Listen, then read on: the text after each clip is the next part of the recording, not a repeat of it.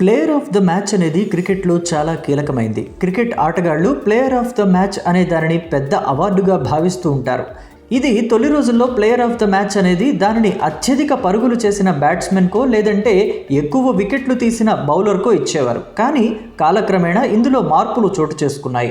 అందుకే ఈ అవార్డు ఇచ్చే పద్ధతి కూడా మారిపోయింది. ఇప్పుడు ఆటగాడి ప్రదర్శన మాత్రమే కాదు, మ్యాచ్ ప్రభావాన్ని, మ్యాచ్లోని పరిస్థితిని బట్టి కూడా ఇస్తున్నారు ప్లేయర్ ఆఫ్ ద మ్యాచ్ అనేది. కొన్ని సందర్భాల్లో కొందరు ఆటగాళ్లు తమ అద్భుతమైన ఫీల్డింగ్కు కూడా ఈ అవార్డును అందుకున్నారు. టీ20 మ్యాచ్ల్లో స్ట్రైక్ రేట్ ఆధారంగా బ్యాట్స్మెన్లకు player of the match award ఇవ్వడం మనం చూస్తున్నాం. దీనికి కారణం ఏంటంటే ఈ ఫార్మెట్లో నెమ్మదిగా బ్యాటింగ్ చేయడానికి సాధ్యం కాదు. పైగా బ్యాట్స్మెన్ ఉన్నంతసేపు విజృంభించి ఆడాల్సిందే. కాబట్టి ఈ ఫార్మెట్లో స్ట్రైక్ రేట్కు ఎక్కువ ప్రాధాన్యత ఉంటుంది.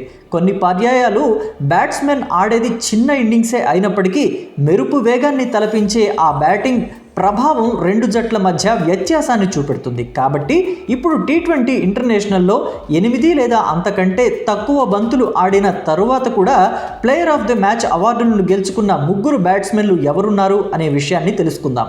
బ్రాడ్ హార్ట్ తన టీ20 అంతర్జాతీయ కెరియర్లో ఆస్ట్రేలియా తరఫున ప్లేయర్ ఆఫ్ ది మ్యాచ్ అవార్డును ఒకసారి మాత్రమే దక్కించుకోగలిగాడు.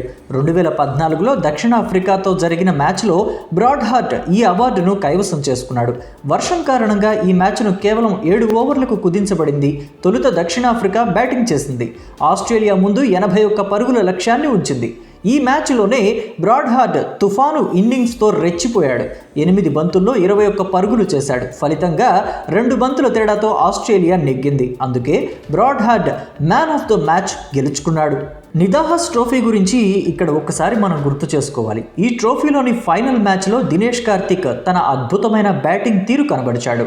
ఈ మ్యాచ్లో భారత్ నెగ్గాలంటే చివరి 2 ఓవర్లలో 34 పరుగులు సాధించాలి.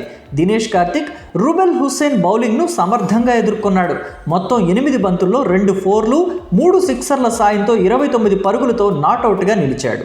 ఇక 2021లో జరిగిన టీ20 ప్రపంచ కప్ గురించి కూడా చెప్పుకోవాలి. ఈ టోర్నీలో ఆసిఫ్ అలీ కూడా అరుదైన రికార్డును క్రియేట్ చేశాడు.